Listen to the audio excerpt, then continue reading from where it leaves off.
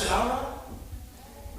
And here he comes. Next weekend I go in here. I think they did it on Friday nights, if I remember right. But anyway, here he comes. And I was like, oh, I'm out of here, man. I mean, not out of there, but I'm hiding.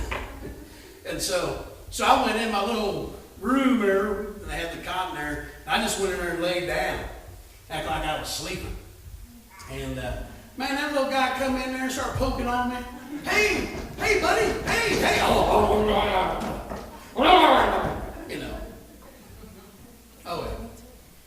and so that's how I dodged him from then on. That every time he come in, I just act like I was sleeping. And I have no idea why I told that story. It's just funny to me. And but even this gentleman wasn't satisfied to do nothing. He knew that there were others that needed to hear the gospel. But I've never understood, when I got saved, when I got good and saved, I remember thinking to myself, and I had such this awareness of, in this sense of, I can't believe he saved me. Oh my gosh, I'm saved, I'm loved, I'm valued, I have a purpose. I was just so taken by that truth. And I knew everything that I had done, and all the stuff, and all the sin, and all the lying, and cheating, and stealing, and everything I had done. I was just like, oh my gosh, I can't believe he wanted me. I can't believe that there's still a place for me in God's kingdom, in his family. I was just overwhelmed by that. And I thought to myself then, how can I ever repay him? A lot of people are like, well, you can't, so there's not even sense trying. So they don't. They don't try. They don't feel obligated, some people, to do anything.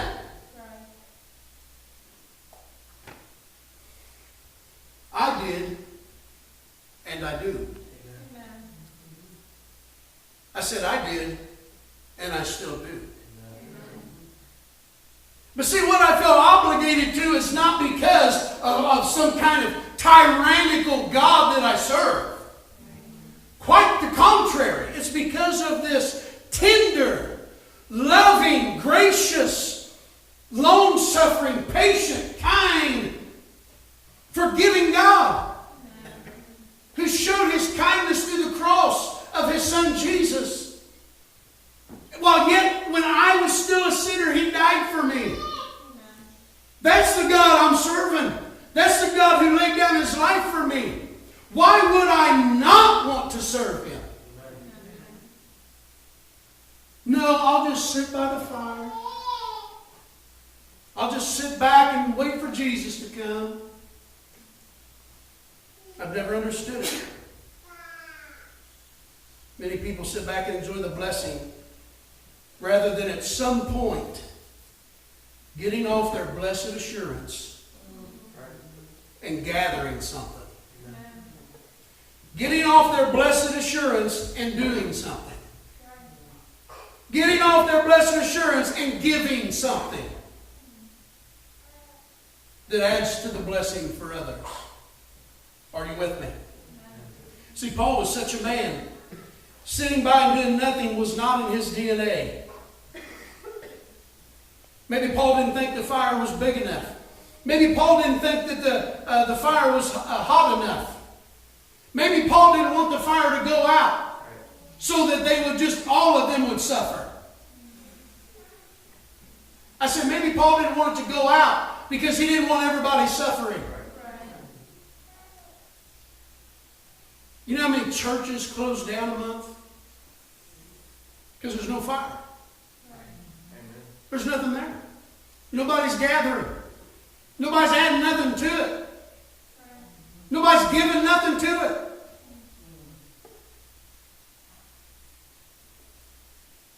Maybe you didn't think it was enough. But see, the mentality of some Christians is the opposite. Good enough for me. Good enough for me.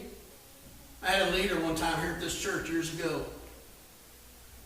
Said this to me, and I was baffled. I was kind of like, I can't believe you just said that. In my mind, you know what I'm saying? I didn't say it to them. was like, wow, okay. It's like, you know, I don't like big churches. I don't like having lots of people. I was like, that's strange. Because God's all about multiplication. God's all about other people. Yeah, I just like small churches. I just like it to be small. Just enough for our little fire. For me and my little family, we'll keep it going. Don't let that pastor come in here and try to reach nobody. No, pastor, we don't do that here. Oh, you got to go. We're going to vote you out. You're done. Bring somebody else in that'll just throw a little something on the fire for us. Right. Oh, I'm preaching now. That's preachy. I might not be preachy, but that's preaching. Right. I never did understand that. I thought, wow, you don't want the church to grow. You don't want it to be big. And you're in leadership? How did that happen? And see, therein is the no gathering mentality. I like my fire. I'm happy with my fire. I'm happy with my little group of friends. I'm happy with just me and my buddies. There's not really room for anybody else around the fire that we got. Boy, that's some good stuff. Amen. See, and in that, it's all the me, myself, and I. I, me, mine. Come on, somebody. See, as Paul gathered, verse 3, put it up, Dylan, please. Verse 3, as Paul gathered, look what happens. A viper came out and fastened on his hand. Fastened on his hand.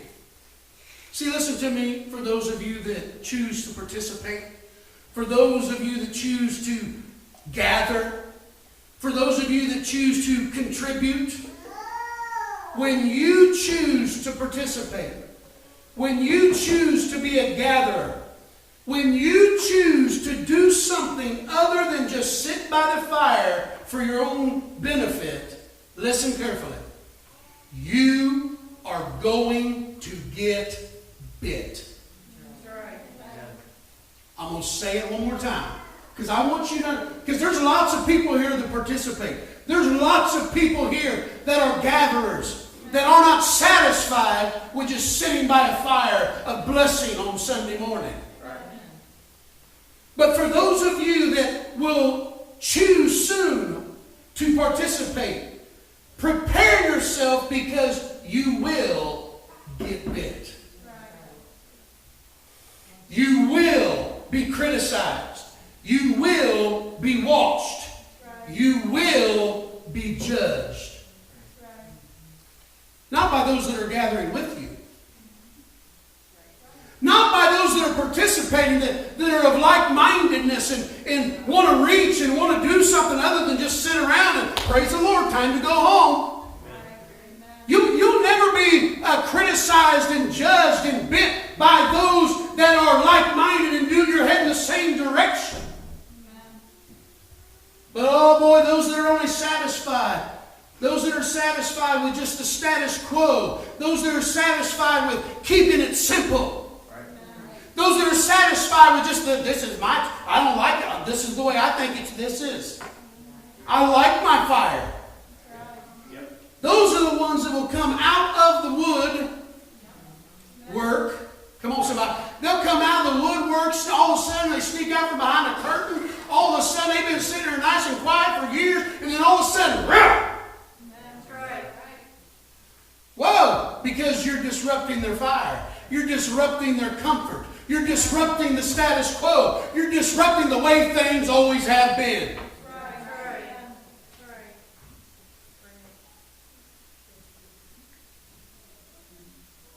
But here's the thing. I think I talked about this a little bit a couple weeks ago. Notice what Paul did after he was bit. Is it verse 5? I think it's verse 5. Is that? Look what he did. He shook off the creature.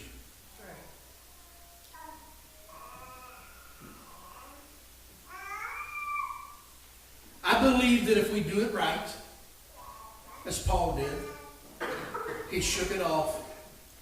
But notice where it went. Where did he shake it off? Into the fire. Listen carefully. When we shake off the things that bit us, listen to me, and we stand in God and we honor God, no matter who criticizes, no matter the judgment, no matter the bite, no matter what it is, if we shake it off and we stand in God, listen to me, what was intended to kill us, listen to me, will be a blessing for others when it goes into the fire. Right.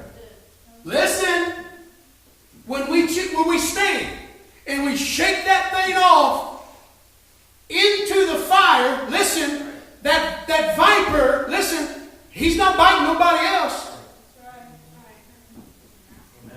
I believe that there comes a point in time when you bite the wrong man or woman of God,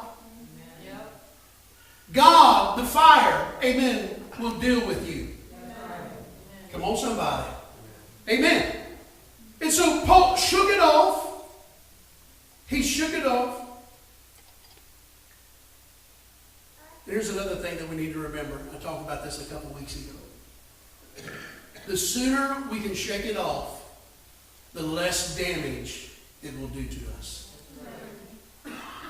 The sooner we shake it off, the less damage it will do to us. Listen, in that moment when you hear, listen to me, we all know, as far as I know, nobody is going around physically biting anybody. I mean, that would just be weird, right? I mean, that would be like, you're not going to believe who bit me. I got teeth marks. What? That's just weird. Right? I mean, so we know that nobody's, running around, I'm just going to go bite. Nobody's running around with, literal fangs with venom in them. That would be really weird. Just saying.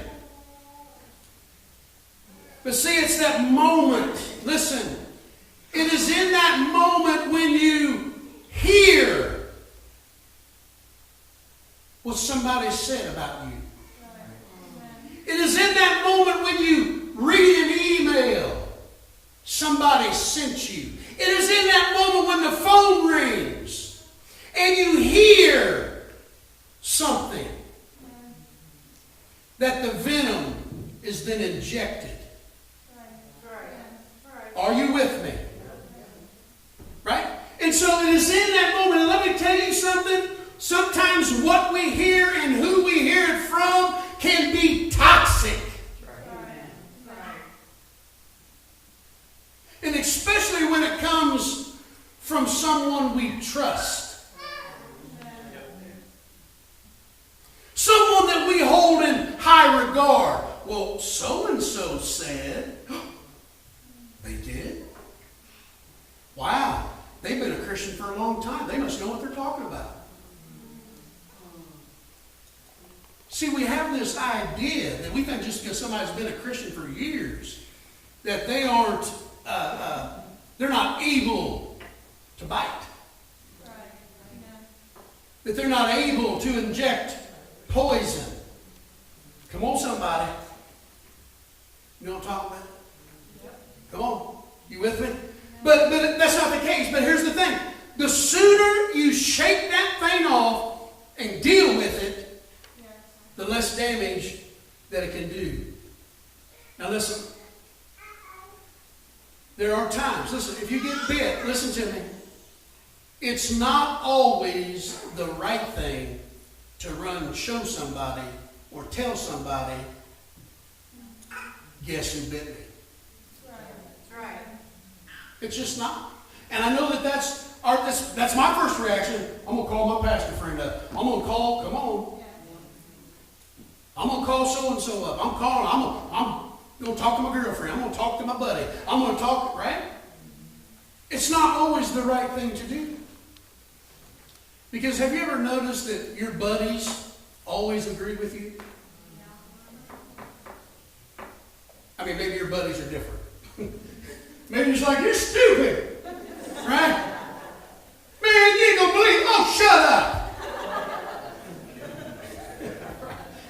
I mean, all right, dude, right? I mean, pretty soon you're like, I ain't gonna hang out with them no more, right? They told me to shut up and said I was stupid, right?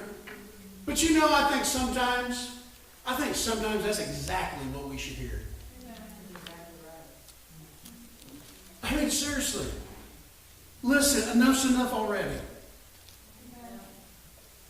You need to get some treatment on that wound.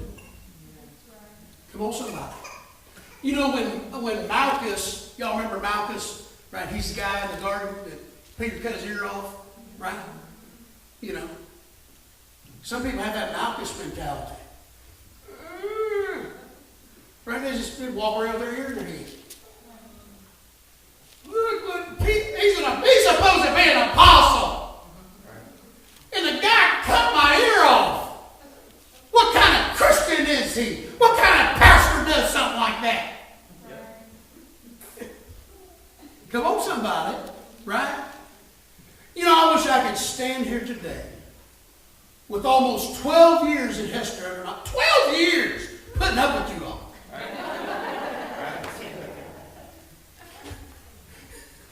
I got you. Right? But almost 12 years, I really wish I could stand up here and say, you know what? I've always done it right. I can't. And neither can you. Come on, somebody. But guess what? God is faithful. Sometimes you got to shake stuff off. Sometimes you got to go on a sabbatical. Sometimes you got to get some treatment. Sometimes you got to regain your strength. But at some point in time, you got to get away from the fire and start gathering some stuff.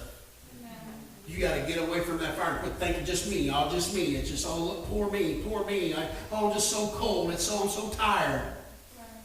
My wife and I have been a minister for quite a while. Children's pastors for, 8 years, 9 years, where it was. Almost 12 here now. You know how many people have said, I'm just tired, I need a break. You know what that always means? I quit. Almost with 100% accuracy, people that have always come to us and said, I need a break, just need a break. Just need a break. No, that means you're quitting. Because they never came back. People that they just want to be around the fire all the time. They just want the fire. Woo! You know, we got people, nursery workers. You know what? Every once in a while, they probably like to be in the service too. We go, hey, can you do this? Oh, I want to be in the service, Pastor. I don't want to miss nothing. What they're saying is, I like being by the fire. Not a bad thing. But sometimes it can be a very selfish thing. Oh, it's a good preacher. Man, it's a good preacher. See, when we choose, though, listen to me. When we choose to add to the fire, when we choose to get involved, listen to me, we're going to get bit. It's just going to happen. But the sooner we shake that off, the less potential damage it can do. Verse 5, put it up there, Dylan, if you would, please. Verse 5 says this. Look what it says. It says, Paul suffered no harm. Paul suffered no harm. And if we allow what has bid us to hang on to us, harm is inevitable. If we just keep hanging on to that thing, and we just want to keep talking about that thing, and we want to keep poor me that thing. Right. And listen to me, I am not downplaying any of that. I'm not trying to say to you, get over it, wussy. That's not what I'm saying. But some of you want to hear that. Right. But what I am saying to you is at some point, you got to get away from the fire and go gather something. Amen. At some point, you got to know that it's not about you. Amen. I have counsel with numerous people. I have sought counsel from numerous pastor friends of mine. When I have been through when I'm in the middle of a storm, when I've been going through a storm, are you with me? I am not anti-counsel. Sometimes you need somebody to talk to, and that is exactly why we're here. But at some point, when you show up with the same thing after 20 sessions, you're not applying something. You're not getting over something. You're not shaking something off. Because see, sometimes I think people like there to be something wrong with them. Because so that way they got something to talk about. Or someone to talk about. Well, let's get preaching right here. Come on, somebody. Oh, I've had my pity pots. I had a deluxe pot I sat on for quite a while. That thing was super flush. That thing was heated seat. That thing, the little bidet, what's that thing called? That's disgusting. That's a What is it? analogy. Hey, y'all, what is it? It's a bidet. A bidet, did I say it right? You know, a little thing that washes your tushy? You know what I'm talking about? Man, because here's what we like to do. Some people like to get real comfortable on their bidet. No. They like the bidet.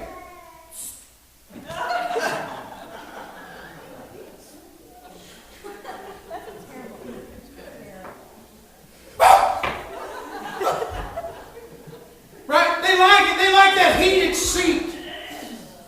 They like the way it feels. Get to come, remember when they used to have the cushion ones? Man, they're real cushiony. So what am I saying? Listen to me. Don't miss the point. What I'm saying is some people like to get comfortable on their pity. Because if they don't have pity, there's no committee. Oh, that rhymed. I'm a poet. Didn't know it. They like the pity committee. Right? Every church has got one. Oh, poor you. Oh, pity committee. Right? And they like to be able to call it that committee, the pity committee. What's wrong? Oh, that again, yeah, that again. Oh, it's okay, it's okay. Maybe once in a while somebody's like, listen, shut up.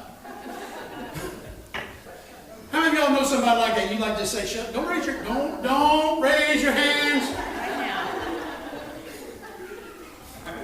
I guarantee you some of my pastor friends I call them, hey man, how's it going? Well, they'd be like, oh gosh. And I just,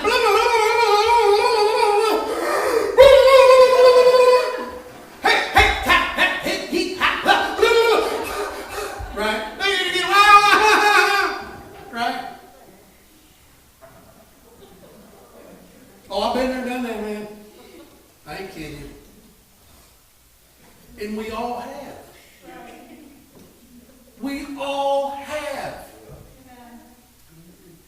And it's okay to sit by the fire. It's okay to get counsel and someone to pray with you and encourage you. But at some point, somebody else needs your spot. And if you're always DEFCON 5 crisis, everything's about you, everything's about me, somebody else is still cold. Somebody else is still needing warmed and dried, taken care of. Are you hearing what my heart? You hear what I'm saying this morning? And so we need to know that, but we need to move on. And we can't allow that bite to hang on to us. And sometimes when we're done, we've done everything we know to do. We've gathered. We're in the fight, right? We're on the front lines. We're on the battlefield, right? And sometimes you're going to take some heat, right? You're going to take heat, and sometimes you're going to take some shots. Right? I mean, it's just the way it is. And there's a place for you to get treatment. Right? There's a place for you to be restored and to be healed. And there's a time and a place for that. For all of us, we all need that. And so for those of you that have been sitting by the fire for a long time, maybe you should consider gathering something. Or you just say, well, that storm I went through, that was just so hard on me. It just took the wind out of me. I don't want to risk it again. Now I'm so glad Jesus didn't do that. You know what? I don't want to risk it. You know what? I don't want to be hurt. You know what? This cross thing, I'm not sure. And thank God the apostles of Peter, the early church, they didn't say, oh, you know what? Forget this Jesus thing. We're not writing. No, we ain't writing nothing. No, I'm not going to jail for Jesus. No way, dude. No. Good thing they didn't have that. Oh, it's just about me. That's right. For those of you that are, your hands to the plow, so to speak. You're laboring. You got a sword in one hand and a hammer in the other. Come on, somebody. You're fighting a battle like you're building the kingdom. Come on, somebody. Right? Like Nehemiah's day. Man, think about that. Sword and a trowel in the other hand. Right? Mortar in the walls. Stacking walls.